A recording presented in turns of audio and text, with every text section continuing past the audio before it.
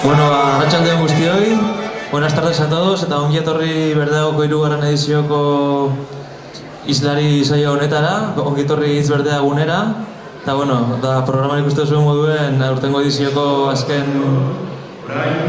saioa izango da. Eta, bueno, saio honetako gaia hondakinak, arazo larria gure gizartean deitzen da. El nombre de esta última sesión de esta edición Berdeago se llama Residuos, un gran problema en nuestra sociedad. Eta, bueno, gaia honen inguruen bi islari ezberdin aukiko ditugu, alde batetik Txelio eta beste alde batetik Gorka Bueno. Así que, bueno, no me alargo más, presento a nuestro primer ponente. Él es Txelio, es coordinador técnico de reutilización de Coopera y el título de su ponencia se llama Reutilización y obsolescencia de los electrodomésticos. Así que, bueno, te cedo la palabra, Txelio. Hola, primero agradeceros venir un domingo a la tarde para oír esto. Soy Txelio Alcántara y soy de Coopera. Va a haber dos partes. Una parte va a ser la explicación de lo que es Coopera, del proceso que seguimos con los electrodomésticos, y la segunda parte vamos a hablar de la famosa obsolescencia programada. Para ir situándoos, Coopera... disculpas porque he traído una presentación que presentamos en Cataluña el año pasado, pero es la misma presentación, lo único que había que cambiar es la firma.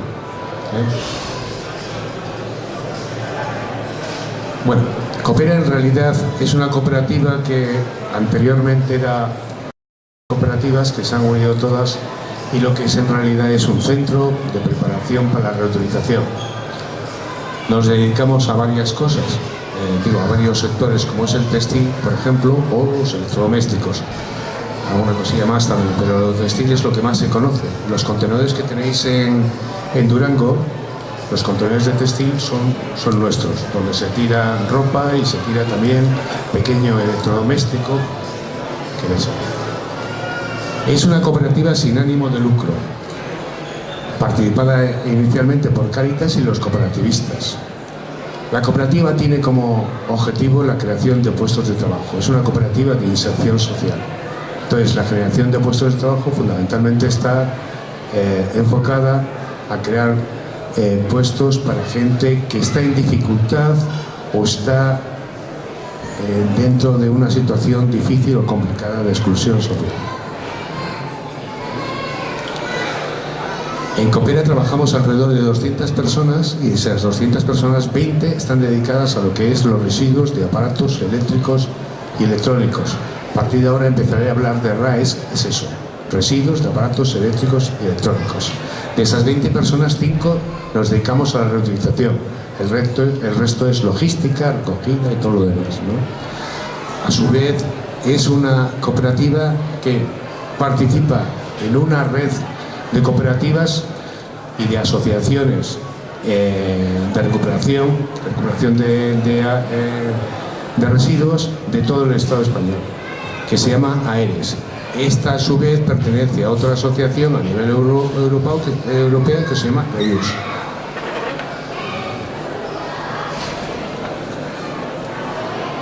Nuestro centro es en la zona de Ortuella. Aunque tenemos otro centro en Munguía, en Ortuella trabajamos. ¿Por qué es esto?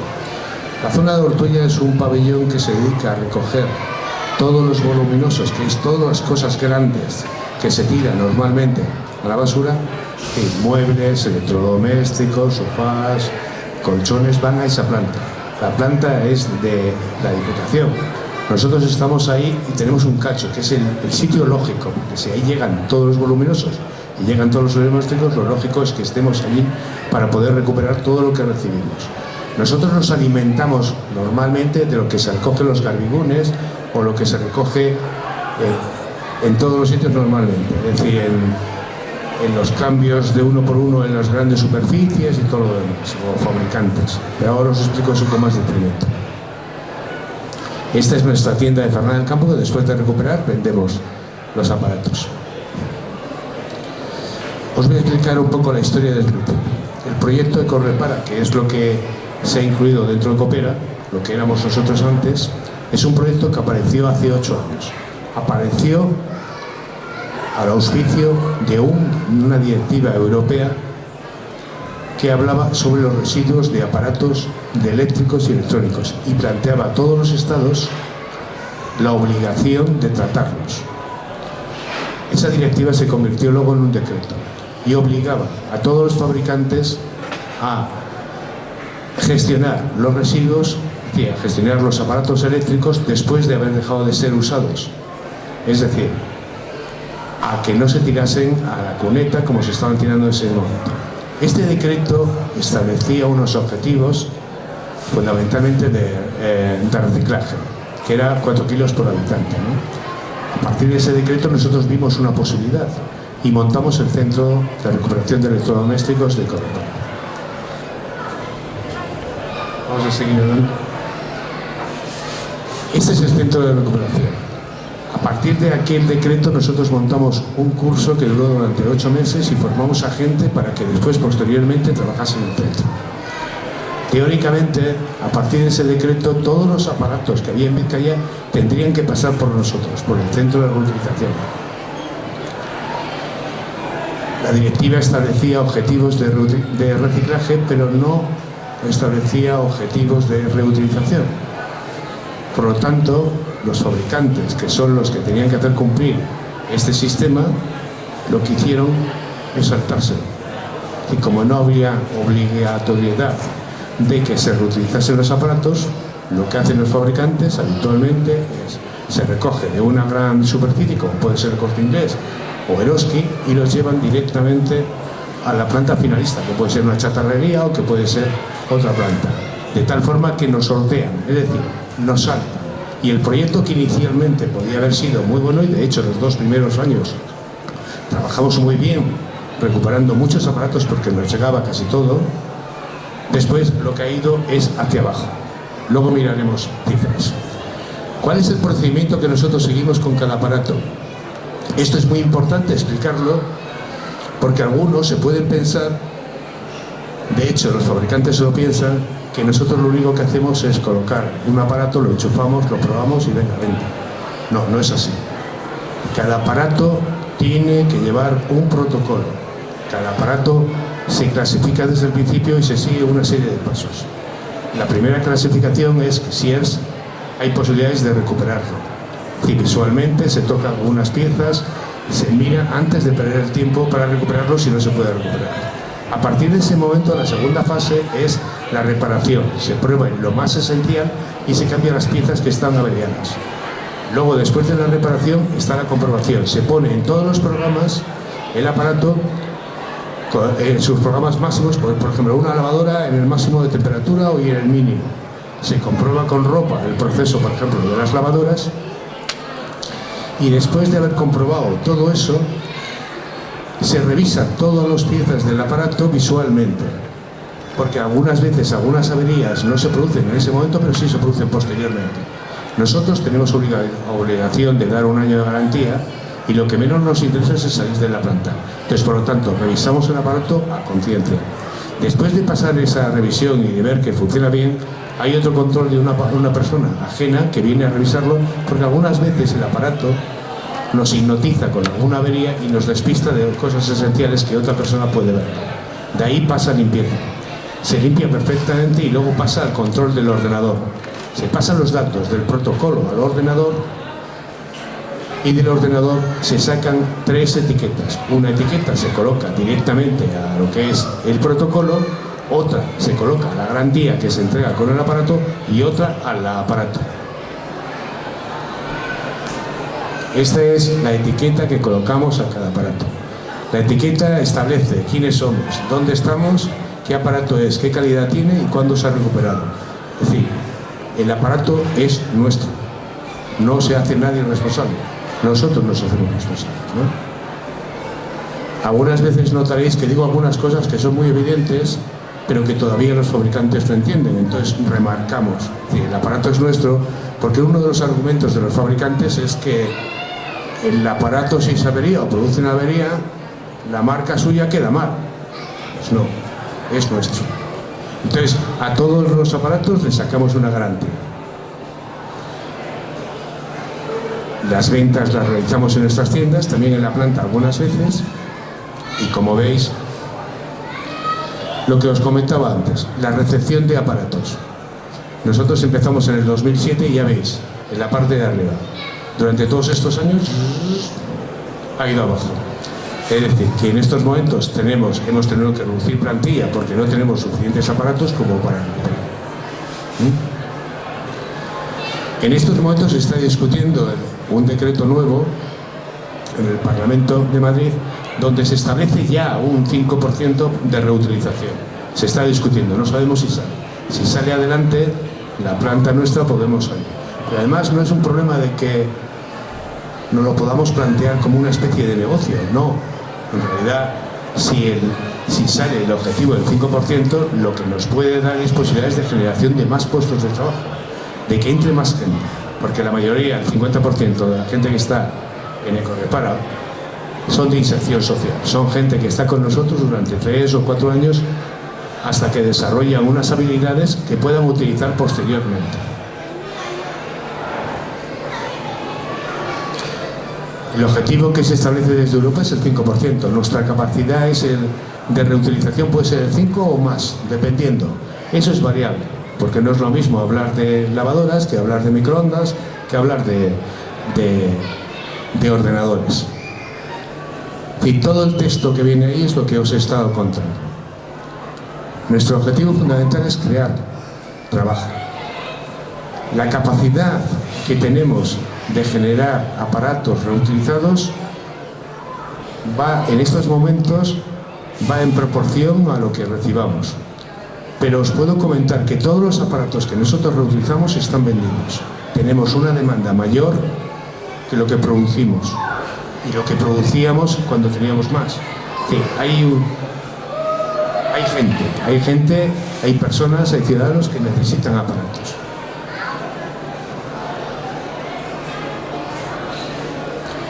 Y además algo que más remarcamos ahí es que no estamos quitando el negocio a los grandes fabricantes.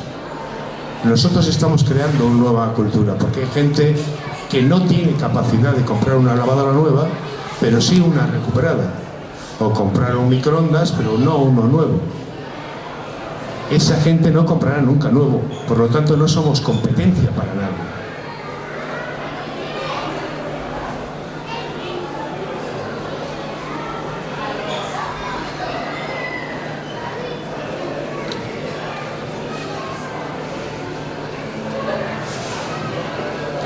Son textos que lo estábamos, es decir, no son textos esencialmente para explicar, sino eran textos que nosotros lanzábamos en la Agencia Medioambiental Catalana, porque había representantes de la administración allí y nos interesaba lanzar mensajes de que la reutilización es posible si se hace bien, si se hace con seguridad, porque los aparatos que nosotros sacamos al mercado tienen que ser seguros, y en estos últimos 8 años no hemos tenido casi reclamaciones de nuestros aparatos.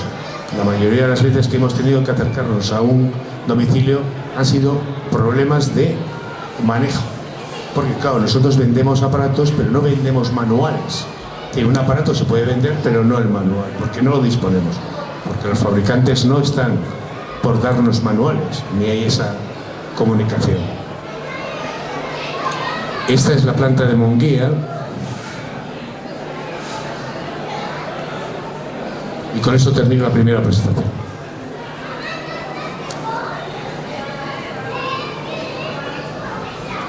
Me pidieron que hablase de la obsolescencia programada.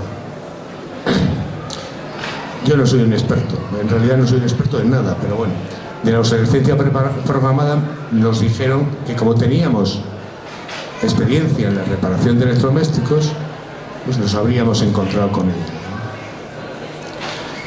Para aclarar, la obsolescencia programada es como la muerte anunciada de la utilidad de un aparato. Por aclararnos más.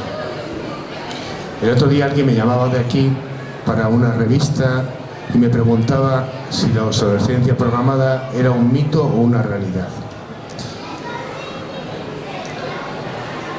Es bueno que alguien me pregunte eso, porque hace pensar que la obsolescencia programada está tan en nosotros, tan diariamente en nosotros, que no sabemos discernirlo. En fin, todo es obsoleto. Todo tiene obsolescencia programada, hasta nosotros mismos. El asunto es que a partir de este documental, que no sé si lo habéis visto, pero recomiendo a todos que lo veáis, que es cuando aquí empezó a hablarse de la obsolescencia programada, que es un documental que hablaba, por ejemplo, de lámparas que podían durar muchos años, muchísimos años, y que las grandes multinacionales de las que construían las lámparas se pusieron de acuerdo para darles a todas una vida finita, es decir, 1000 horas o 1200 horas, y terminar con eso que durase toda la vida.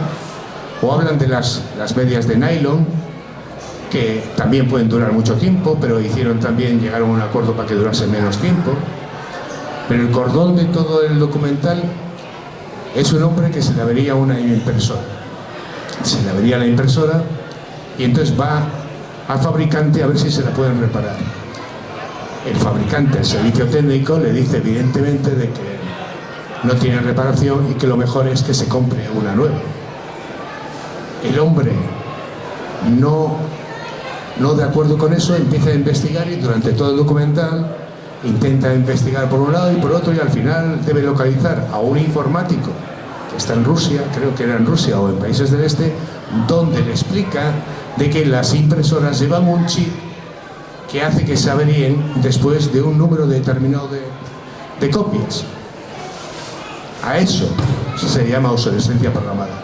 Pero yo cuando vi el documental me sonreí porque dije, si a eso le llaman obsolescencia programada, ¿a qué le llamarán el asunto de los cartuchos? Es decir, un cartucho vale más que una impresora. Es decir, la obsolescencia programada no es el cheat. Eso es para una película de espionaje. La obsolescencia programada empieza cuando tienes que cambiar el primer cartucho, porque ya eso te hipoteca. Entonces, para mi entender, la obsolescencia programada no es una muerte súbita. La obsolescencia programada son zancadillas en todo el proceso. Es decir, un aparato no hace falta que sepamos cuándo va a morir. Un aparato empieza a morir cuando lo coges ya. A partir de ese momento tiene ya deficiencias. Entonces, como tiene deficiencias, va a parar. En los años 70 nos decía, los años 70 y los 60, cuando se estaban metiendo aquí los electrodomésticos, se decía, aparato para toda la vida, como el amor, para toda la vida. Y se me ha ocurrido poner algunas fotografías de cosas que sí son para toda la vida. Alguien que está lavando en una lavadora con una bicicleta, una plancha que seguramente duraría hasta hoy, o un exprimidor manual. Todo lo que hemos dejado, lo hemos dejado, ya no está. Lo eterno ya no está. Ahora tenemos otras cosas. Y el mensaje ese de para toda la vida se cambia por otros mensajes distintos. Se incide en que vas a comprar una cosa más eficiente. El ahorro energético, que luego me permitiréis que haga algún comentario sobre ello. En la felicidad, porque ya no solamente lanzan mensajes con respecto al aparato, sino con respecto a ti mismo. ¿Y cómo vas a ir por la vida sin una lavadora de 8 kilos? Por ejemplo, que es una demanda que tengo de forma habitual. Y digo, ¿y los 8 kilos para qué? Es que tengo un edredón. Digo, ¿y cuántas veces lo lavas al año? Si vas a tener una lavadora de 8 kilos para lavar un edredón que lavas cada 4 meses, y luego, ¿cómo llenas la lavadora de 8 kilos? Bueno, el placer de poseerlo, la imagen que damos al tenerlo, la maravillosa utilidad. Pero en el fondo de la venta de cualquier electrodoméstico, porque pensar que yo tengo una mente casi reducida a lavadoras, frigoríficos y microondas, porque si empezamos a pensar de móviles o tablet o ordenadores, ya la cosa se desborda. Lo que interesa es comprar, tirar, comprar. ¿Veis la lavadora? ¿Veis esto? Siglo XIX. Una lavadora ya mecánica. Siglo XIX. Hace más de 100 años se inventó la lavadora. ¿Cómo es posible que nos duren 5 años ahora una lavadora? ¿Cómo es posible? No es posible. Hay cosas que se inventaron hace un siglo ahora son perfectas. Hemos pasado a la siguiente fase, pero no, la lavadora sigue haciendo lo mismo. Lavar, mezcla el jabón con un poco de temperatura, aclara y seca, punto pelota. Y sigue haciendo lo mismo que hizo cuando se inventó. ¿Por qué no se ha avanzado en esto? Diréis, no, eso no es obsolescencia programada, sino que... O como decía un fabricante en un congreso, que decía que la obsolescencia programada no existía, que era un mito, que en realidad las lavadoras se averían más porque ahora se lavan más que antes, porque antes éramos sucios y ahora somos muy limpios. Por supuesto que no. Algunas veces, cuando alguien me pregunta, ¿y cómo distingues tú una lavadora buena de una mala? Digo, por el peso. Levanto una lavadora y aquel fabricante que ha invertido en la chapa ha invertido en todo lo demás. Pero aquel que no ha invertido en la chapa, ¿por qué va a invertir en lo de dentro? El peso. En la chapa es cuando se nota que una lavadora es buena o mala. Entonces, si no se ha perfeccionado en esto, y en realidad yo me contradigo, sí se ha perfeccionado perfectamente. Se sabe cómo hacer una lavadora perfecta. No hay ningún problema, lo saben hacer. Ahora bien, recuerdo todavía que en Orduña se fabricaban unas cocinas, se llamaban la marca Tinsa. Eran unas cocinas fantásticas, duraban la tina bendita. Había otra marca de electrodomésticos que se llamaba Kelvinato, hacía unos aparatos increíbles, buenísimos, están en quiebra. ¿Por qué? Porque no supieron competir. Y para competir hace falta hacer una cosa barata, venderla cara. Y cuando la vendes cara, pero nadie te la compra, pero en esto hay que tener en cuenta que somos todos partícipes. Lo repetiré más a menudo, pero para que sepáis. Lo que se ha inventado hace 100 años ya está perfeccionado y ya hemos pasado a la siguiente fase. Se perfecciona y entonces vamos a sacar dinero. ¿Veis? Hay dos diferencias. Ese frigorífico es de años 1960. Ese frigorífico es nuevo. Como podéis comprender, tiene un televisor imprescindible, hielo imprescindible, 2 puertas, genial. ¿Veis? Aquel frigorífico, el de 1970, es un frigorífico que se desmonta enterito. Es decir, estos desmontábamos los laterales de aquí, desmontábamos lo de abajo y lo sacábamos entero, le cambiamos todo. Si la tubería de gas iba incorporada de tal forma que cuando desmontábamos, la tubería la teníamos en nuestra mano. Hacíamos apaños, es decir, cambiábamos la tubería, cortábamos tubería, poníamos tubería nueva. Este frigorífico no se desmonta nada. No se puede desmontar nada. La tubería va por el cuerpo del frigorífico. Es decir, que si hay fuga de gas no hay solución. Sí, la avería normal de un frigorífico son las fugas de gas, que se va el gas y no hace frío. Bueno, pues no se puede desmontar. Entonces, presupuesto, mucho o imposible. O puede haber la trampa de que llegue el técnico de turno y te meta gas y te dure 3, 4 o 5 meses, pero luego se vuelve a ir. Porque el frigorífico, si tiene fuga de gas, es como un cubo con una gotera. Porque por mucho que tú le eches agua, al final se va yendo.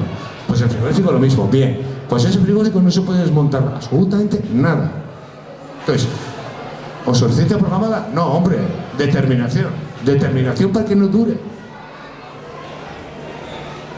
Antes no os lo he explicado, pero una lavadora antigua, los 4 mandos que tenía antiguamente era uno el programador, que regulabas el programa, otro la temperatura, otro selector, todos independientes, todos mecánicos, de tal forma que tú desmontabas y podías cambiar el programador, podías cambiar el termostato, podías cambiar cualquier pieza.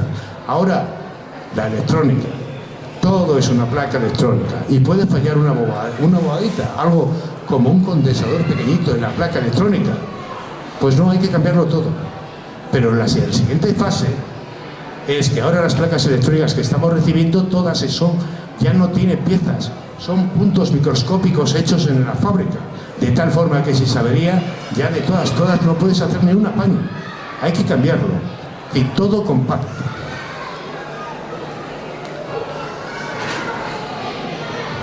La eficiencia energética. Hace poco se hizo un plan Renove en el gobierno vasco.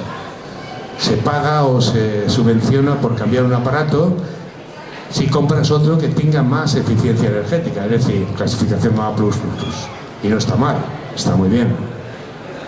Pero el problema de la eficiencia energética o fundamentalmente el cambio de los aparatos significa que pasas de un aparato que era robusto, contundente, bueno, como los coches antiguos, como el 600 que se desmontaba enterito, y pasas a un coche como los modernos que no puedes cambiar ni la rueda ni el piloto. Pues en las lavadoras pasa lo mismo. Y con la subvención se ha producido todo un proceso de cambio de aparatos electrodomésticos en todo el Estado a unos aparatos que ya no tienen reparación o que la reparación es muy complicada. Ese cambio hemos participado, estamos dentro de él por la eficiencia energética. Claro, pero una eficiencia energética de algo que te consume menos, pero te dura menos, tenemos un problema grave. Porque ¿qué me da a mí? El otro día haciendo cálculos con un amigo mío que se quería cambiar un frigorífico y como es muy ecologista, de una clasificación A+, a una A++++. Bueno, todos los pluses, los 4. E hicimos cálculos de dinero y veíamos que tenía un ahorro determinado que para compensar la diferencia entre uno de A++ a uno de A+++ tenía que durar el frigorífico 10 años. Digo, pues lo tienes claro, porque 10 años no te va a durar. Entonces la eficiencia energética, por mucho ahorro que te produce, el problema es que no tienes la durabilidad. ¿Entendéis por dónde va la historia? Reparación cara. Los fabricantes han quitado los servicios técnicos oficiales de toda España. Es decir, ya no hay servicios técnicos oficiales, salvo las grandes marcas. Los demás son servicios oficiales que contratan, que son autónomos, que los tienen un poco. Entonces cada vez que lleva a tu casa, entonces la reparación se hace increíblemente difícil porque económicamente es muy fuerte. No solo eso, hay reparaciones imposibles. Alguna vez que he hablado con la radio siempre me preguntan por el tornillo que no se puede. Hay tornillos que se pueden apretar, pero no se pueden aflojar. Está tornillo, rajita en el medio para meter el destornillador. Hay dos partes que son las dos paredes para poder girar, ¿no? Imaginaros que esta es para apretar y esta para aflojar. Está la parte que le toca y la parte que le toca, las dos rebajadas de tal forma que resbala el destornillador. Pero para allí va bien. Sí, en China lo aprietan bien, pero aquí no lo podemos desapretar. Esos son reparaciones imposibles. Dificultades para reparar. Te puedes encontrar como dificultades, no hay piezas, no hay nada, o el problema está en que lo hacen tan compacto los aparatos que se tiran. Repuestos caros o difíciles de encontrar. Aplicación deja de funcionar. Bueno, esto la aplicación se me ocurrió porque mi ordenador, ahora cuando hemos cambiado del XP al X no sé cuánto, del 8, yo que estaba muy contento con el XP, ya no sé qué hacer con mi ordenador. Dentro de un momento aparecerá la policía por ahí y me dirá, oye, ¿qué estás haciendo tú? Porque estás trabajando con una aplicación que no existe. Pero porque eso pasa, está pasando con los iPhone, con los otros, con más. Necesidades para su funcionamiento. Las necesidades para el funcionamiento me estaba refiriendo a los cartuchos. Y los cartuchos de las impresoras, tenemos el taller lleno de impresoras. De impresoras, montones de impresoras. Pero no tenemos los cartuchos para probarlas. Y además el problema es que nos da moralmente apuro vender una impresora que sabemos que es una hipoteca para el que lo vaya a comprar. Y además, con esto de la impresora que sirve para todo, que es escáner, que es cámara, que es la vera bendita, si habría una cosa, se verían todas. Sí, no compréis nunca cosas juntas. Es decir, siempre separadas. El escáner por una parte, la impresora por otro lado, la cocina por una parte, el horno por otro, no lo compréis junto. Sí, porque la hipoteca que de comprar un aparato, si lo compras con varias funciones, el problema es que te obliga. Y a veces el hecho de que se averíe el escáner no tendría por qué ser que la impresora se averiase, pero sí se avería, porque va todo en la misma placa. Ofertas tentadores, modas. Lo de las modas no voy a entrar, seguro que es un tema muy, muy interesante. ¿Veis esto de abajo? Es genial que nos vendan una cafetera. Y después de la cafetera el negocio es el cartucho. ¿Pero desde cuándo? Si lo compras en café, haces tu café, punto, no, el cartucho, que vale más que el café que compras de forma a granel. ¿Os dais cuenta de las trampas? Pero es que mi amiga, que tiene una cafetera como esta, le dice que el café le sabe muy rico. Hombre, muy rico, pero ósperas, que nos están metiendo eso es una caña de pescar muy clara. El puñetero cartucho del café. Pero además es que vivimos, y en esto os meto a todos, o me meto a mí también, vivimos en una sociedad de lo inmediato, de lo bonito, de lo rápido, de lo cómodo, de lo ya. ¿Qué es eso de programar con un móvil si se tiene que empezar a funcionar el frigorífico o la lavadora? Yo a mis clientes les digo, la lavadora en la vida la pongas sola. La lavadora, por mucho que te digan que es automática, no es automática. Si hay una inundación, si hay una pérdida de agua, y además, ¿por qué esa tanta rapidez? Si la lavadora puede estar funcionando mientras tú estás haciendo otra cosa. Me acuerdo todavía de una viejilla que le puse, una abuelilla que le puse en marcha una lavadora en Palencia, en un pueblo perdido de la mano de Dios, que le había regalado la lavadora a su abuela, el hijo, y cuando yo llego y le pongo en marcha, y me pregunta, ¿y esto cuánto dura? Digo, 1 hora y media. ¡Buah! En ese tiempo yo me hago 2 lavadas. ¿Entendéis? Se hacía 2 lavadas. Digo, pero es que mientras está funcionando, usted puede hacer otra cosa. Bueno, lo pensaré, pero es muy lenta, muy lenta. Claro, ahora nosotros hacemos lo mismo, pero con otro sentido. Y lo queremos todo inmediato. Entonces queremos, por ejemplo, los grandes programas de lavadora de 15 minutos. Hay lavadoras que lavan en 15 minutos. ¿Sabéis que el programa ecológico de todas las lavadoras dura casi cerca de 3 horas? ¿Por qué? Porque ahorran energía dando vueltas, más vueltas, más vueltas, como hacían nuestras abuelas.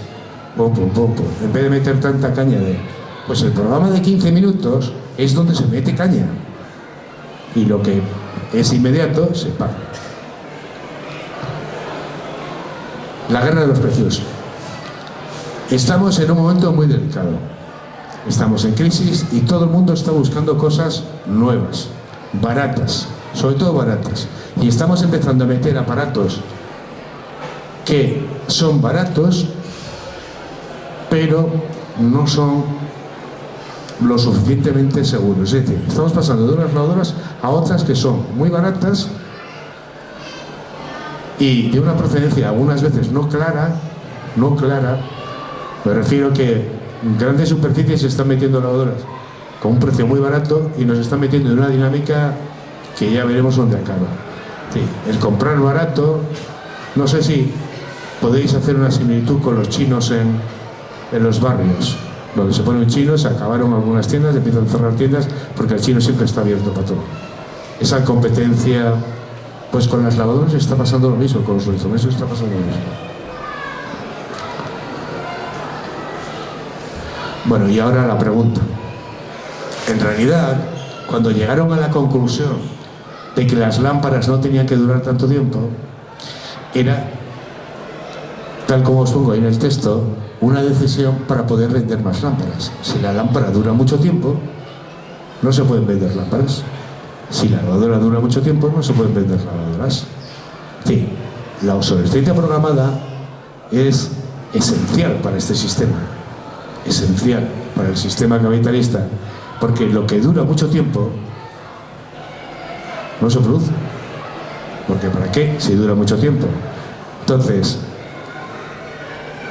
la pregunta es, la obsolescencia programada está para que sigamos con ese sistema, no para otra cosa, para que compremos, tiremos, compremos.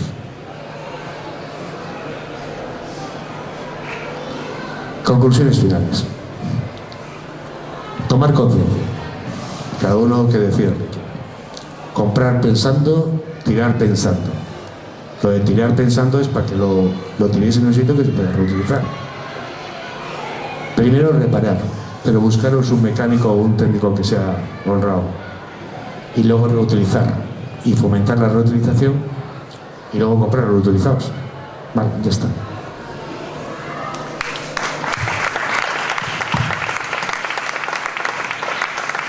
Bueno, es que ricasco, Chelio.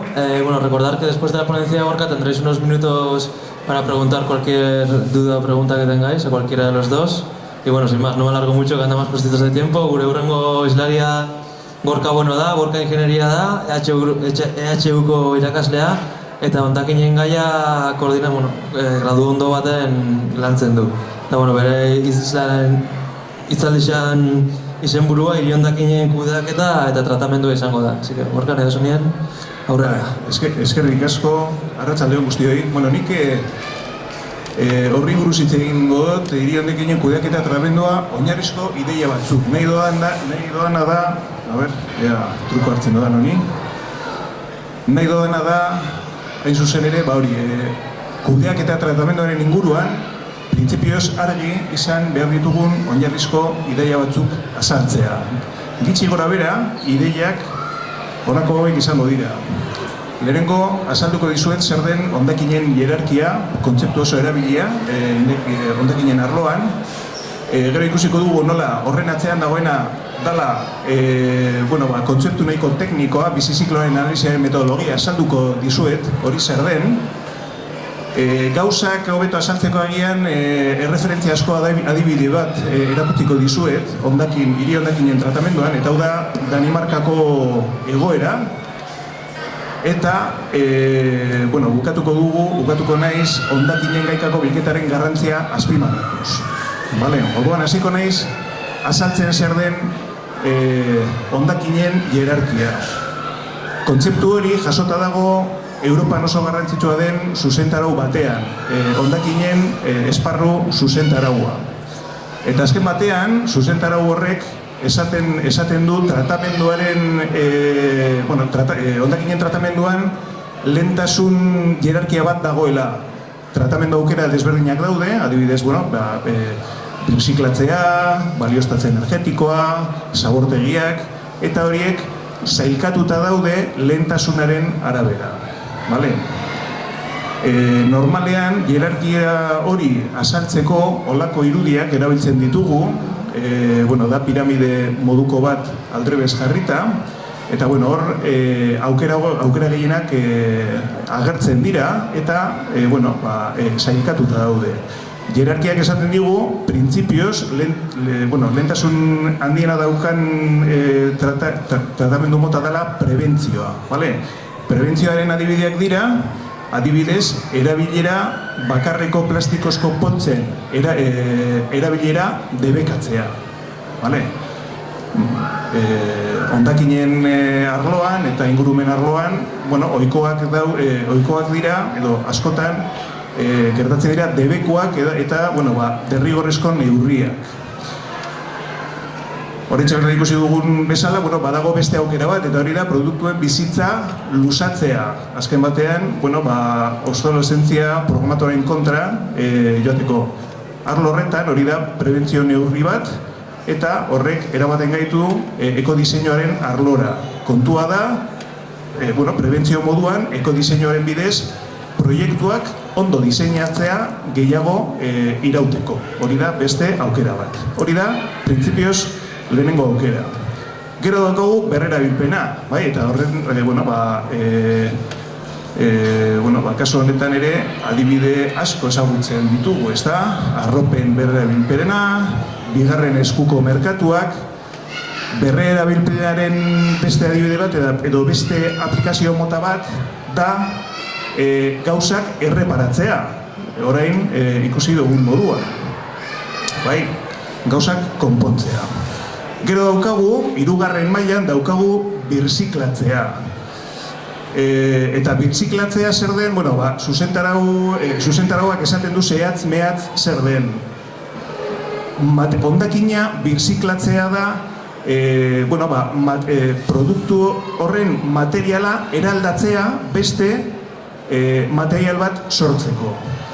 Gero, material horri beste erabilera bat emateko. Hori da birziklatzea. Baina, zuzentarauak ñabardura garrantzitsu batzuk sartzen ditu. Eta, alde batetik, zuzentarauak esaten digu, hondakin organikoak ere birziklatu daitezkeela. Hondakin organikoak birziklatu daitezkeela. Eta beste alde batetik, zuzentarauak esaten digu, birziklatutako edo eraldatzen dugun materiala energetikoki erabiltzen badugu, hau da, material horri energia lortzeko, orduan esaten digu hori ez dela birziklatzea. Hori izango litzateke jerarkiaren hurrengo maila, eta hori da beste valorizazio mota bat, baliostatze mota bat, kasu honetan baliostatze energetikoa. Hau da, materialak, produktuak, hondakinak, materialki birziklatzen, valorizatzen ditugu birziklapenaren bidez, ordean hori da birziklapena, baina valorizazioa beste mota bateko baldin bada, adibidez, energia lortzeko, sortzeko, edo adibidez, hor esaten den moduan, betetze lanetan, hondakin horiek erabiltzen baitugu, adibidez, obra publikoetan, zuloak estaltzeko, hori da beste valorizazio mota bat, printzipioz, hondakinen jerarkian beste maila basuago batean dagoena. Eta gero, azken mailan daukagu deusestatzea. Deusestatzea da jerarkiaren azken maila. Eta nik uste dut, printzipioz deusestatze hori, izen hori ez dela oso egokia. Azken batean, hondakinak ezin diralako deusestatu. Azken batean egiten duguna da, beste nonbait jartzea, eta nik uste dut, azken batean hori dela isurtzea. Eta isurtzea hiru motatakoa izan daiteke. Isurtzea izan daiteke lurrean, kasu horretan izango dugu zabortegia, beste aukera bat da, eta herri batzutan oso erabilia itsasora botatzea, orduan, kasu horretan isurtzen dugu itsasora, eta beste bat da, errausketan gertatzen dana, isuriak atmosferara botatzea. Noski, jerarkia honetan isurketa horiek printzipioz dira azken aukera eta beti era kontrolatuan egin behar dira. Hau da, hondakinen jerarkia eta zuzentarauak esaten digu horrela dela eta ez beste modu batekoa. Eta orduan, kasu honetan, galdera batzuk sortzen dira, eta lehenengoa da, eta segaitik jerarkia da horrela eta ez beste modu batekoa. Adibidez, segaitik daukagu birziklatzea, baliostatze materiala, baliostatze energetikoaren gainetik, segaitik da hobeagoa birziklatzea erraustea baino. Edo beste galdera bat, eta segaitik, kasu batzutan salbuespenak sor daitezke adibidez jerarkia honetatik aldentzeko. Hori ere, jerarkia, zuzentarauen barruan dago zehaztuta, eta kontua da, adibidez, zuzentarauak esaten digula, kasu batzutan, jerarkia honetatik aldendu aldugula, baina, kontua da, kasu horretan, arrazoi bidez zehatzak, era justifikatu batean egin behar dela hori, ezta? Eta, justifikazio horren atzean dagoena da, hain zuzen ere, bizi zikloaren analiziaren metodologia, orain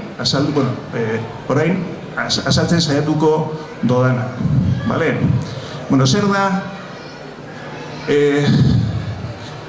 Zer da hori, metodologia del análisis del ciclo de vida? Bizi zikloaren analiziaren metodologia da, ingurumen arloan, ingurumen ingeniaritzan oso erabilia den metodologia bat, eta horren filosofia da produktu baten bizitza osoan, produktu hori edo zerbitzu hori sortzen denetik, bukatzen, amaitzen edo deusestatzen den arte, sor daitezken ingurumen inpaktu guztiak ondo aztertzea, zenbatzea, eta gero, balantzeak egitea, jakiteko zein den, kasu horretan, hori bizi zikloaren inpaktu, ezta? Eta, orain, ez naiz hartuko kontu horren, ez naiz hasiko kontu hauek azaltzen, baina orain, azpimarratu nahi doden ideia da, azken batean, hau metodologia arautua dala, ingeniaritzan oso erabilia da, eta adibidez, hain zuzen ere, Europan, ISO arau batek arautzen du metodologia hau nola aplikatzen den.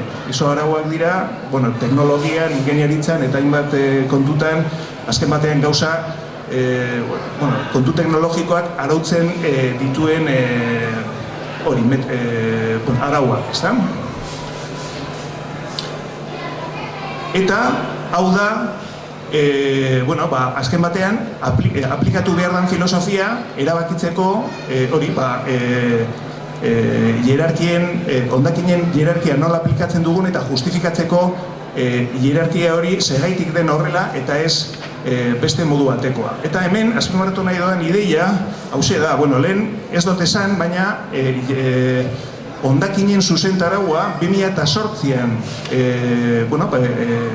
aprobatu zen Europan, eta, azpimarratu nahi doan ideia da, azken batean, filosofia hau nahiko berria dela eta berritzailea hondakinen arloan. Zuzentaraua onartuta gero, Europak adibidez manual bat atera zuen, azaltzeko, arautzeko metodologiari nola aplikatu behar den, ez bakarrik hondakinen arloan, baizik eta hainbat arlotan. Dokumentu hau da, dokumentua da 2010koa, eta hurrengo urtean, Europako batasunak onartu zituen 2 dokumentu gehiago, azaltzeko bizizikloaren metodologia nola aplikatu behar den hondakinen arloan, bereziki eta bio-hondakinen arloan. Dokumentu horiek hauek biak dira, eta tituluak nahiko adierazgarriak dira, ezta? Apoyando la toma de decisiones medioambientales sensatas para la gestión de residuos. Hau da, azken batean, hondakinen tratamendu eta kudeaketaren atzean egon behar den metodologia. Eta honen aplikazioak ondorio zehatzak dakartza hondakinen tratamenduan. Horren adibide oso interesgarria da, adibidez, Danimarkan gertatzen ari den azken hamarkadan, azken urteotan, ezta? Danimarka beti aipatzen digute, printzipioz, erreferentziatzat hiri hondakinen tratamendu eta kudeaketan Europan. Hor daukazue, hiri hondakinen tratamenduaren bilakaera Europan, azken 15 urteetan, ikusten duzuenez, hondakinen kopurua nahikotxo handitu dela, eta Danimarkan tratamendu nagusia da errausketa. Hor daukazue, marra berdea, eta esan behar dugu, errausketa hori Danimarkan nahiko efizientea dela. Danimarkan hondakin pilo errausten dituzte eta egiten dute baliostatze energetikoa erabiliz. Hau da, errausketan sortzen den beroa erabiltzen dute nagusiki berokuntzea sistemak hornitzeko auzo sareen bidez. Horrela lortzen dute energia aprobetxatzea. Baina, hemen ikusten duzuenez, azken bolada honetan, errausketa ez du hainbeste handitu eta handitu dena izan da birziklatzea. Birziklatzea ez dago hain zabalduta Danimarkan, baina gauzak aldatzen ari dira. Eta segaitik aldatzen ari dira? Konturatzen ari diralako birziklatzea asko hobeagoa dela hondakinak erraustea baino. Hemen daukazue Europak urtero Danimarkari buruz egiten duen txosten bat, Danimarkako hondakinen tratamendu eta 2013ko txostenetik atera dut irudi hau, saiatu nuen azaltzen hau zer den, azken batean honen atzean dagoena da bizizikloaren metodologiaren aplikazioa eta honek argi azaltzen du segaitik den hobeagoa materialak hondakinak birziklatzea energetikoki balioztatzea baino. Lehen esan dudanez, bizizikloaren metodologia erabiltzen dugu ingurumen inpaktuak neurtzeko. Kasu honetan, irudi honek jasotzen du Danimarkan hainbat urtetan, Danimarkan eskuragarri dauden tratamenduen ingurumen inpaktuak. Eta neurtuta dago ingurumen inpaktu zehatz bat. Eta hori da CO2 isurketak. CO2 isurketak, dakizuenez, berotegi efektua sortzen dute, eta adibidez, energia konsumitzen dugunean, CO2 isurketak sortzen ditugu eta horrela, berotegi efektua handiagotzen da. Orduan, honek esaten duena, hauxe da, goiko partean daukazue inpaktu batzuk positiboak, eta adibidez, berdea da birziklatzearen ingurumen inpaktua, CO2 isurketak. Eta, marroia da errausketarena. Horrek esan nahi du, bi prozesu horietan, bai, hondakinak birziklatzen ditugunean, bai, errausten ditugunean, CO2 isurketak sortzen dirala. Eta horregaitik, hemen agertzen da, zuzeneko inpaktu bat. Bizizikloaren analizian badago berezitasun bat, eta da, inpaktuak txarrak direnean, orduan, zenbakia positiboa da. Eta inpaktuak onak direnean, orduan, zenbakia negatiboa da. Hori, saiatuko naiz azaltzen orain. Orduan, kontua da, zuzeneko ikuspegi batetik, bai materialak birziklatzen ditugunean, bai erretzen ditugunean, CO2a sortzen dela. Birziklatzen dugunean adibidez, segurazki eraldatze prozesu horietan energia konsumitu behar dugulako. Baina gero bestalde batetik daukagu zati hori, behekoa, negatiboa. Zer da hori? Horiek dira zeharkako inpaktuak. Eta hori ondo zenbatzea funtsezkoa da metodologia hau aplikatzen denean. Kontua zein da? Kontua da adibidez, errausketa balioestatze energetikoarekin erabiltzen dugunean, guk esaten dugu, guk CO2 isurketak sortzen ari gara, baina aldi berean energia sortzen ari gara. Eta horrela, ekiditen dugu beste leku batean energia hori sortzea. Eta aldi berean, ekiditen dugu energia hori sortuko liratekeen CO2 isurketak. Eta adibidez, kasu horretan, CO2 isurketak, edo elektrizitate hori ikatzeko zentral batekin sortzen bada, CO2 isurketak oso handiak izan daitezke. Horregaitik, hemen agertzen da errausketaren bonifikazioa edo, ez da? Errausketak ekiditen dituen isurketak.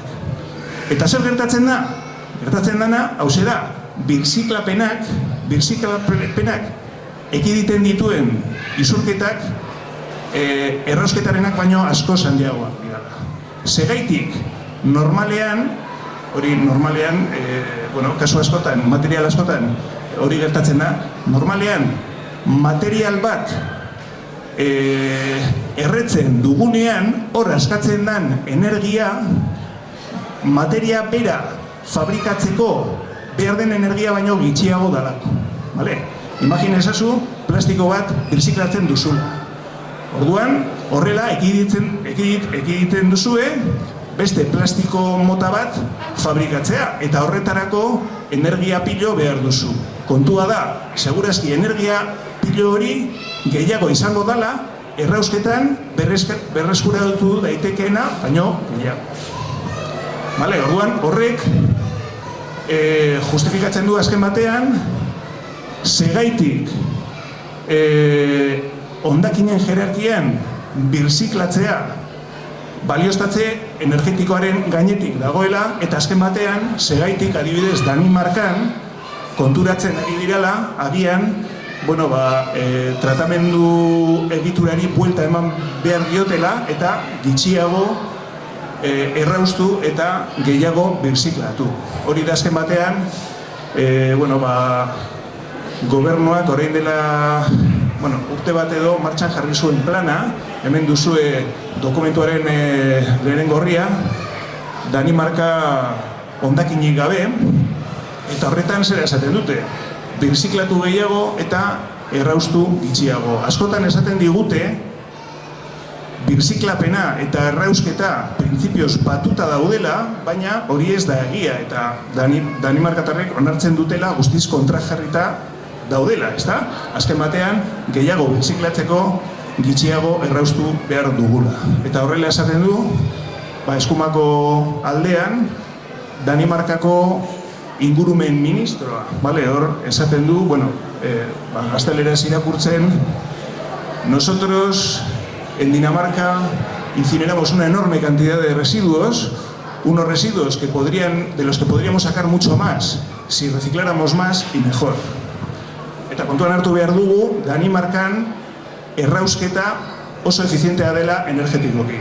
Azken batean, beroa zuzenean erabiltzen dutelako, eta printzipioz Danimarka Ipar Europan dagoenez, hor bero eskaera nahiko egonkorra da urte osoan zehar, eta horrela ziurtatuta dago energia hori ondo erabiltzea.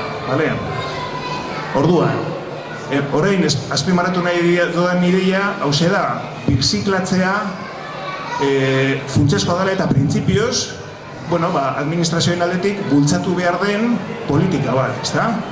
Europan ere bide horretatik doaz gauzak eta planak, adibidez, pasaren urtean, 2014an, Europako batzordeak dokumentu hori egin zuen publiko, Comunicación de la Comisión, eta tituloa oso esanguratsua da, Hacia una economía circular, un programa de cero residuos para Europa. Europak esaten diguna da, ekonomia zirkularra bultzatu behar dugula, ekonomia zirkularra. Ekonomia zirkularrak dakar, materia fluxuak ixtea, eta materia fluxu horiek ixteko egin behar duguna, edo falta segun pieza da, hain zuzen ere, birziklatzea. Ez hori bakarrik, une honetan, badago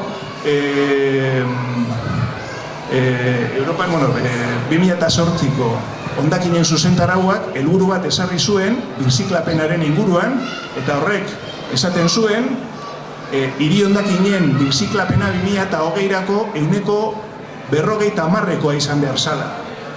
Dokumentu honek proposatzen du hiri hondakinen birziklapena 2020an 50% izatea. Orduan, 2020-2030era, del 50 al 70.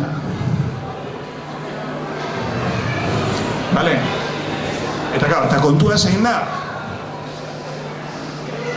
hondakinak birziklatu materialki errekuperatu nahi baditugu, funtsezkoa dela, era bananduan jasotzea.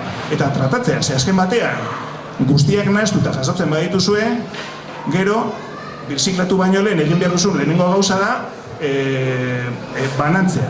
Orduan, hori errasteko, prozesu hori errasteko, honena da gaikako bilketa bultzatzea, eta horrela ulertzen du Europako batzordeak. Eta horrela, dokumentu honetan, gomendio batzuk jasotzen dira, eta horren barruan, adibidez esaten da, incentivación y apoyo de la reducción de residuos y de la separación de alta calidad por parte de los consumidores.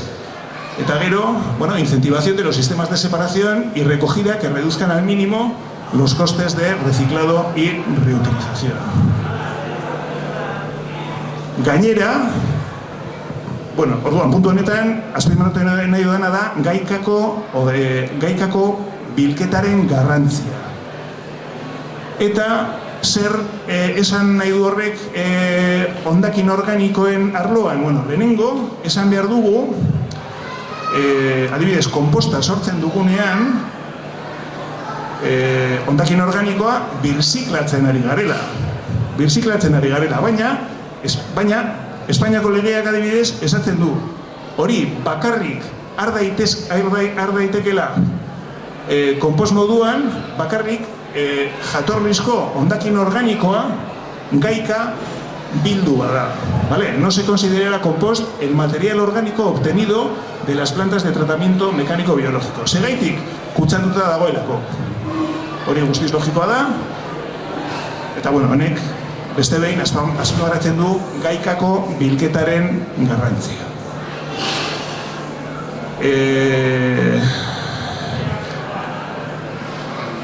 Eta bueno, hori beste ideia bat. Kasu honetan, adibidez Euskal Herrian, gehiena ez dugu gaika biltzen. Vale? Nik adibidez, nire etxean gauza asko biltzen ditu gaika. Nik hartzen dut adibidez plastikoak, papera, beira, olioa, pilak ere, arropa noizbeinka, eta trastoak eta bar, noizbeinka garbigune batera eramaten ditut, baina hala ere gehiena doa gainerako frakzioan deitzen dugun horretan. Segaitik organiko guztia eta horrekin batera joaten diren gauza batzuk guztiak batera joaten direlako, eta egia esan gainerako frakzio horren gehiena hondakin organikoa dalako. Printzipioz horrela bilduta birziklatu ezin daitekena. Vale, adibidez, hemen daukazue Gipuzkoako datuak, orain dela 2 urte edo, txosten bat egin zuten, ikusteko frakzio horren nazita jasotzen den frakzio horren barruan zer dagoen, eta konturatu ziren, 80% baino gehiago, printzipioz, birziklagarriak diren materialak zeudela, eta horren erdia baino gehiago hondakin organikoa zara. Bizkaian beste ezaugarritze batzuk daude, eta horiek esaten dute agian hondakinen ekarpena erdia baino pizkatxo bat gitxiago dala, baina argi dago hori, gainerako frakzioan hondakin asko daudela, hondakin organiko asko daudela, printzipioz horrela jasota birziklatu ezin daitezkenak. Orduan, gero hemen banituen datu batzuk Bizkaiko egoera inguruan eta Gipuzkoako egoera buruz, baina agian hau utziko dut, agian galderetarako, eta bukatuko doia nire aurkezpentsoa, printzipioz, laburpentso batekin, eta agian gazteleraz egingo dut, bale? Hor dituzue niretzat garrantzitsuenak diren 4 ideiak, 4 puntuak, azpimarratu nahi ditudan, ¿está? La primera sería que tenemos claro que hay que priorizar el reciclado frente al vertido y la incineración. Y eso tiene una justificación científica y técnica. Es así porque el impacto ambiental, el balance ambiental neto en general del reciclado es mucho mejor, sin lugar a dudas, que frente al vertido e incluso que frente a la valorización energética cuando se hace de forma muy eficiente. Esa sería la primera conclusión. La segunda conclusión sería que mejorar el reciclado exige recoger los residuos de forma separada, porque si no, es mucho más difícil reciclar. Y además, en el caso del residuo orgánico, que forma una parte muy sustancial de lo que se recoge a día de hoy mezclado, es imprescindible el que se recoja de forma separada para que no haya contaminaciones y para que se pueda realizar un reciclado que sea óptimo. Y eso además se sabe y las administraciones son conscientes de ello, y por eso a nivel europeo, por ejemplo, se impulsan las políticas de recogida selectiva. La tercera idea es que hay que extender la recogida separada de residuos, de residuo orgánico, que ahora comentaba, y para ello hay que reconocer que hay diferentes estrategias de recogida separada. Y en este país, hay gran variedad. Y la verdad es que es una cuestión de imaginación, puede haber infinitas. ¿Cuál hay que utilizar? Pues la verdad es que lo importante es elegir aquella que se adapte mejor a las condiciones locales, porque no es lo mismo recoger de forma separada los residuos, por ejemplo, en el casco urbano de Bilbao, en el casco viejo, que es donde vivo yo, que hacerlo en un Durango o hacerlo en un municipio pues de 1000 habitantes. Obviamente la situación es muy diferente. Bueno, pues en unos sitios podrá haber, bueno, pues igual hasta se puede impulsar el compostaje comunitario, como se hace en algunos municipios de Guipúzcoa. En Bilbao seguramente no. Con lo cual, bueno, pues lo que quiere decir es que hay muchas posibilidades. Se puede utilizar el contenedor con chip, el quinto contenedor, el puerta a puerta, por supuesto, también. Lo importante es aprovechar aquello que mejor se adapte a las condiciones de cada lugar, y lo más importante sobre todo es limitar al máximo tirar los residuos mezclados. Lo importante no es tanto cómo se recogen los residuos separados, sino sobre todo el evitar que la gente pues tenga la posibilidad de tirarlos de forma mezclada, que es al final lo que se quiere evitar. Eta honekin bukatzen dut, ez dakit orain, bueno, azte, komenta.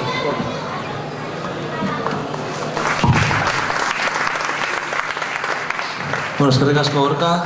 Ahora, si venís aquí los dos un momentito, bueno, norbaitek galderaren bat edo zalantzaren bat badauko, alto eskua hurbilduko naz eta galdatu biluruarik, Bixetako edo zeinei edo bai orokorrian botatako galdera bat.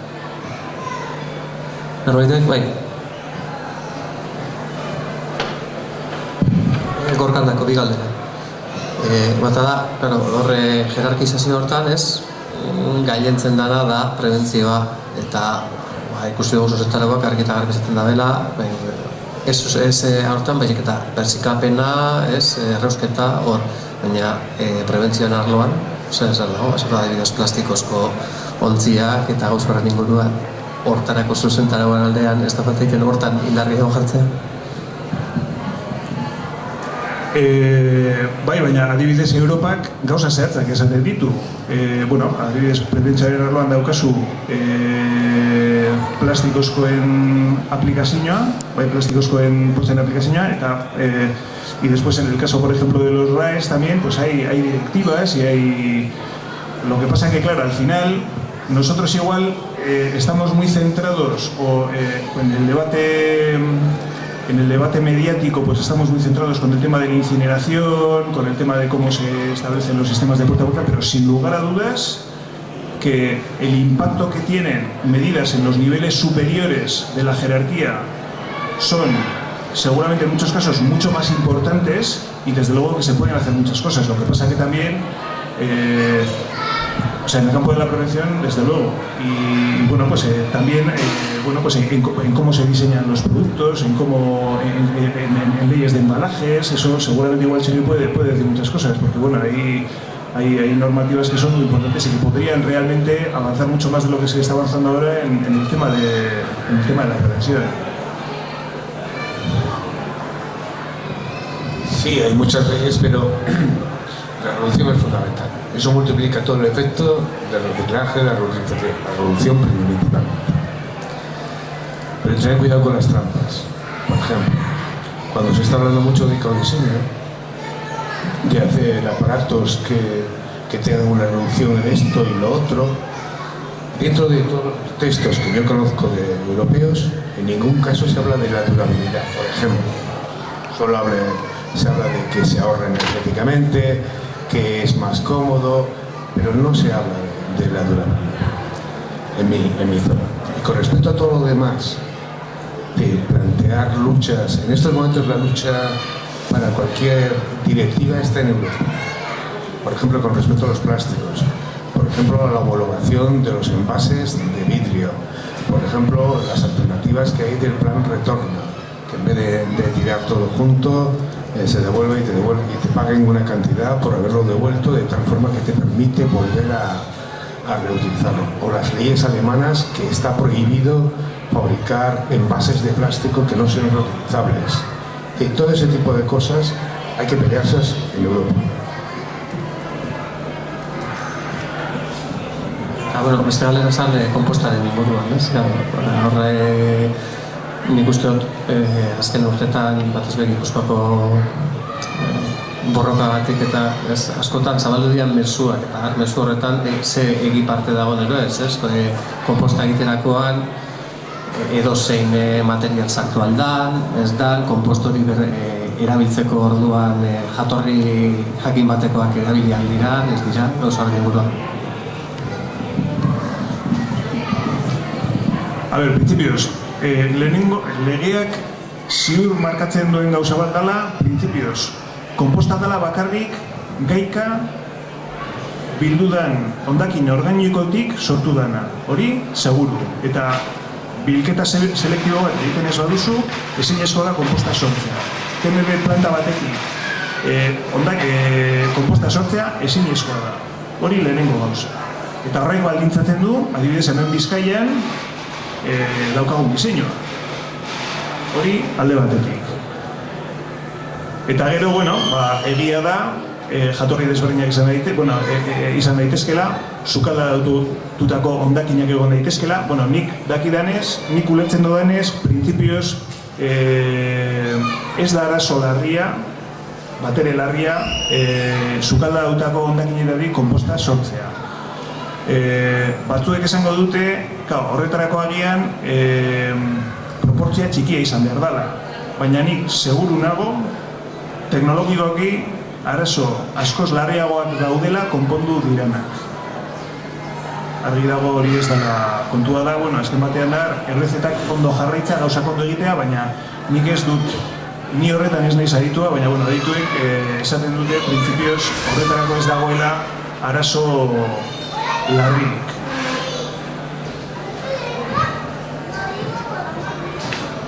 Eskerrik asko, beste galderaren bat, ¿alguna pregunta más? Bueno, si no yo también tengo alguna pregunta. Bueno, Chori, yo te quería preguntar, bueno, tengo visto el documental de comprar, tirar, comprar unas cuantas veces y hay una parte que es cuando se ve, no sé si es en Ghana o no me acuerdo en Kenia, pues, ese pedazo de vertedero que hay sobre todo de componentes de ordenadores y tal. Y ahí mi pregunta es, ¿quién tiene la responsabilidad? ¿Los que mandan esos productos, es decir, las empresas, como puede ser Apple o cualquiera, IBM o lo que sea, o nosotros que las compramos sabiendo, entre comillas, que tienen una vida limitada? Hombre, evidentemente cuando los compramos. Pero imaginaos cómo es la historia ahora, porque ahí aparece, el programa este aparecen fotografías de Ghana, pero lo que no aparece en el segundo documental que se ha hecho, que es estremecedor, que de Ghana va a pueblos de China, pero pueblos especializados, que pueblos que no hacen nada, ni agricultura ni nada, y están separando los materiales del ordenador, los niños, como si fuera una labor más dentro del pueblo, con todos los tóxicos que hay y todo, y están recuperando. China lo permite. Se hizo una investigación en el sentido retrospectivo, es decir, se cogió material recibido en esos pueblos de China, pues por ejemplo de una universidad de Inglaterra, y se fue hacia atrás investigando. Se fue a la Universidad de Inglaterra y ahí nadie sabía nada. A todo el mundo le importa 3 narices. Pero el primero que le compra 3 narices es aquel que va a comprar una cosa y luego la tira, y no la tira en cualquier sitio, sino no se sabe muy bien dónde, ¿no? En estos momentos hay un gran negocio con los móviles, en concreto, y con la gran tecnología. China se ha dado cuenta de que algo que los países desarrollados hasta ahora, como nosotros, hasta ahora, porque China se ha dado cuenta de que los materiales, la materia prima no es infinita, y entonces está comprando materia prima todo el mundo, incluyendo también materiales de ordenador, fundamentalmente, porque hay materiales que se van a acabar, aunque en alguno de ellos el mayor fabricante, el mayor productor son ellos. Pero hay un gran negocio en estos momentos con esas materias primas que no os podéis hacer idea, ni yo tampoco, es decir. Pero sin embargo, a nosotros nos están robando los garbibunes, por ejemplo, y vosotros veréis en los pueblos, en Bilbao, en cualquier sitio, gente que está recogiendo el metal. El metal se está recogiendo porque está muy alto, pero está muy alto porque China está comprando. Sí, está en el momento que China pegue un bajón, seguramente que aquí empezamos a reutilizar más. ¿Por contradicción. Pero que el problema está en que no somos conscientes de lo que compramos, ni lo que hacemos, ni nada por el estilo, eso es una evidencia. Entonces, cuando hablábamos antes de prevención, antes se me había olvidado decir que la mayor prevención es a la hora de comprar. Es decir, a la hora de ir a una gran superficie, comprar un elemento, comprar otro. Nosotros estamos vendiendo en estos momentos cosas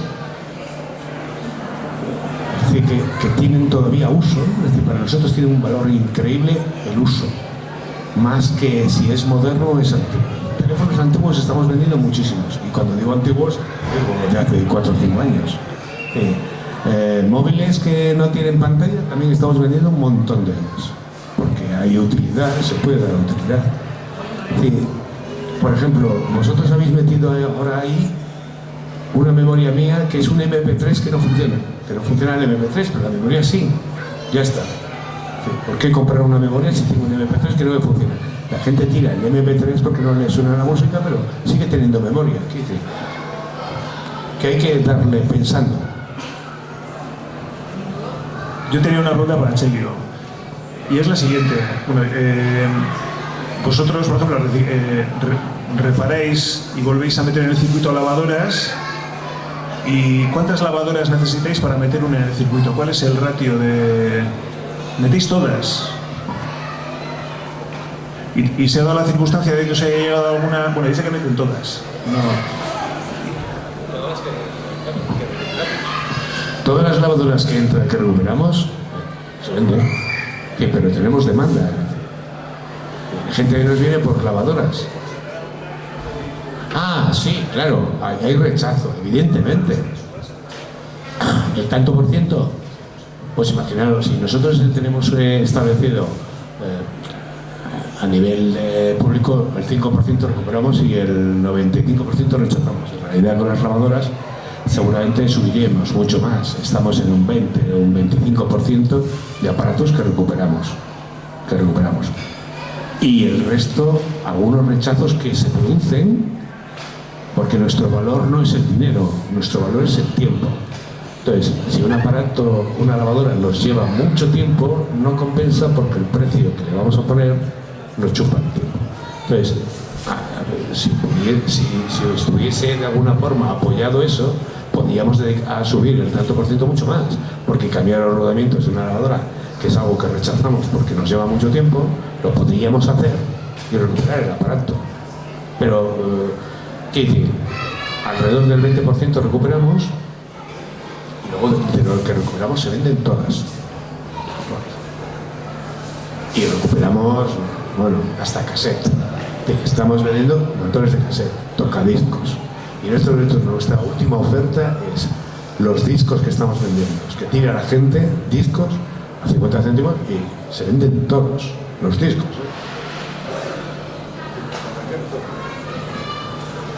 Norbaitek galderaren bat, ¿alguna pregunta más? Ahí. Yo no he entendido muy bien por qué ha bajado, o sea, has dicho que en el 2007 sí con un tanto por ciento muy alto de recogida y ahora ha ido bajando. ¿Por qué ha sido la...? Porque al principio los fabricantes, como no, todos éramos nuevos en el asunto de la recuperación de electrodomésticos, entonces no tenían todavía, digamos, una logística. Entonces lo que hicieron es entregarnos todos los aparatos a nosotros, porque nosotros teníamos la logística, teníamos camiones, teníamos locales para recuperar. Entonces en esos primeros años recogíamos todos los aparatos de todo Vizcaya. En cuanto los fabricantes, los SIGs, que se llamaban Sistemas Integrados de Gestión, que son los representantes de los fabricantes, que son los encargados de la gestión, vieron que nosotros éramos económicamente, pues si en vez de recogerlos de Eroski tienen que llevarlos a Ecorrepara y después de Ecorrepara los que se rechazan a una planta finalista, dijeron, joder, nos sale más barato de Eroski a la planta de reciclaje. Y en estos momentos, claro, están llevados a chatarrerías, pero a chatarrerías legales, no estoy diciendo que estén haciendo algo ilegal. Lo que pasa es que se está saltando la jerarquía, pero se están saltando porque nadie les obliga. Mientras no haya un objetivo determinado en la legislación que diga, señores, ustedes tienen que conseguir tantos kilos o tantos por ciento de reutilización, se lo van a saltar, porque estamos viviendo en un sistema que es económico, lo barato. Entonces, se está perdiendo cantidad de materiales, cantidad de puestos de trabajo por eso precisamente.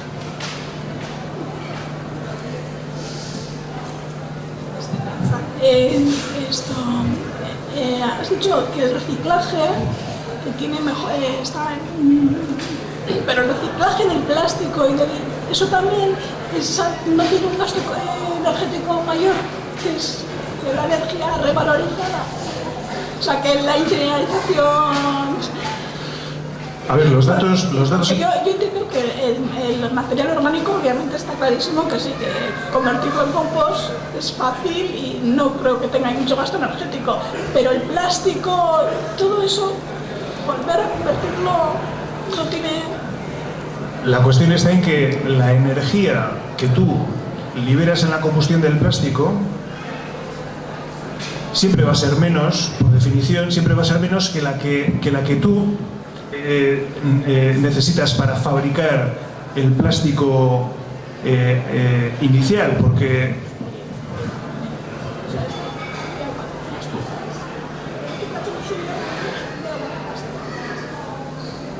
a ver, lo que pasa es que tú, vamos a ver, tú cuando tú fabricas un plástico, tú tienes dos componentes energéticos, lo que consumes en la fabricación, pero también la energía del plástico. O sea, el plástico, vamos a ver, el plástico al final es un derivado seguramente del petróleo, del gas natural, que eso al final es energía. Entonces, esa energía que tú has necesitado para fabricar ese plástico, por definición, siempre va a ser más, bastante más, y en algunos casos mucho más, que la que tú puedes aprovechar cuando quemas ese plástico y se libera esa energía. Y en el caso del papel también, y en el caso del vidrio y tal, pues ya... Mira, el plástico, reciclarlo, imposible. ¿Por qué? No imposible a nivel general, sino la salida del plástico, solamente algunas líneas de plástico se pueden reciclar, porque hay un uso posterior. Es decir, el problema de lo reciclado es que tiene que haber un circuito comercial posteriormente. Si no hay un circuito posterior, no se puede hacer. Entonces, en el plástico es cada plástico que nos encontramos, dependiendo de la composición, del color y todo lo demás, tiene composiciones químicas distintas. Por lo tanto, no se pueden mezclar. Tiene que ser el mismo. A nosotros nos han venido a la planta a comprarnos plástico de lavadoras o de neveras y siempre nos decían, sí, pero siempre igual, el mismo. Sí, blanco y blanco, claro. Solamente con esa composición química podían trabajar ellos en el reciclaje. Me imagino la misma película en la planta de Amor y Vista. Es decir, solamente compraré plástico de para hacer tal cosa. Y como te encuentras, la botella de lejía tiene una composición química distinta, la botella de agua tiene una composición química distinta.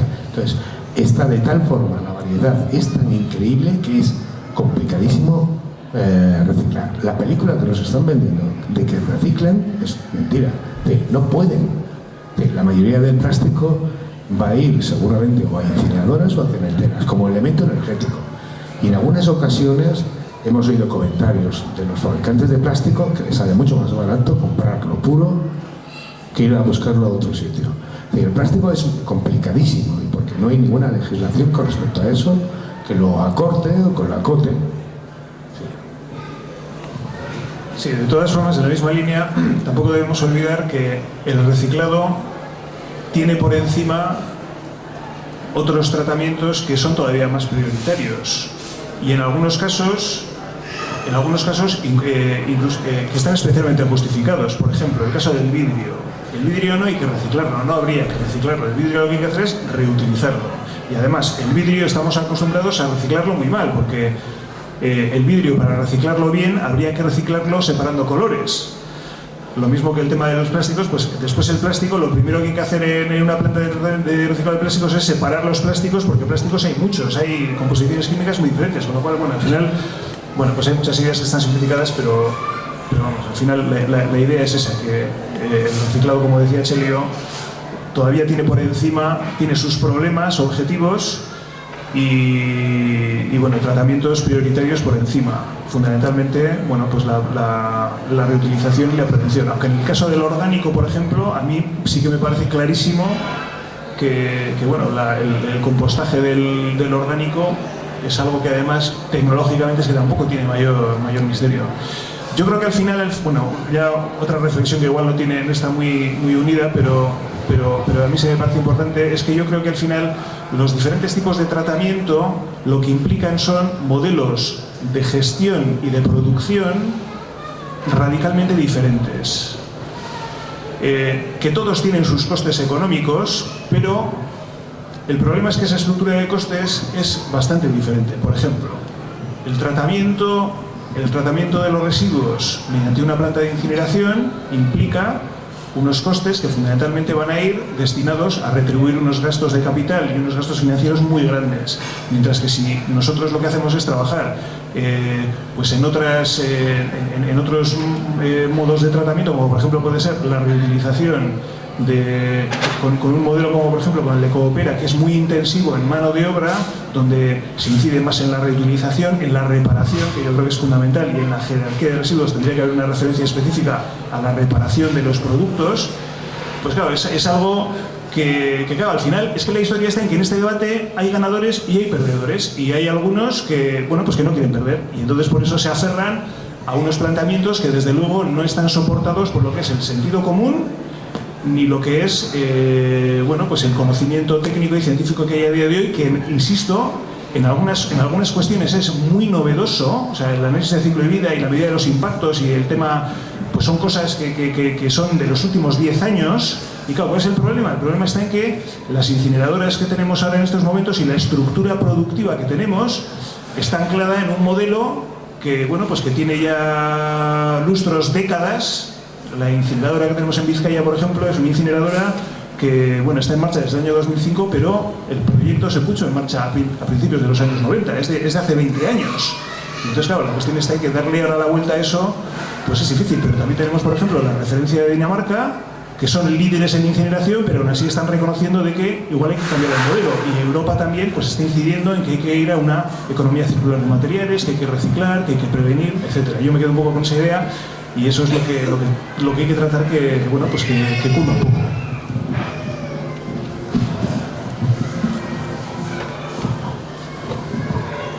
Bueno, ez dakit azken galderaren bat norbait gure dago ni. Ez? Bueno, eskerrik asko Ana etortzea gaitxik, eta eskerrik asko Txelio eta Gorka, eta espero, bueno, gaur jaso dugun informazioa erabilgarria izatea zuen dago. Eskerrik asko. Eta eskerrik asko Berdea gure etortzea gaitxiko bai, gaur bukatzen da, eta espero gure urtean hemen ikustia dena.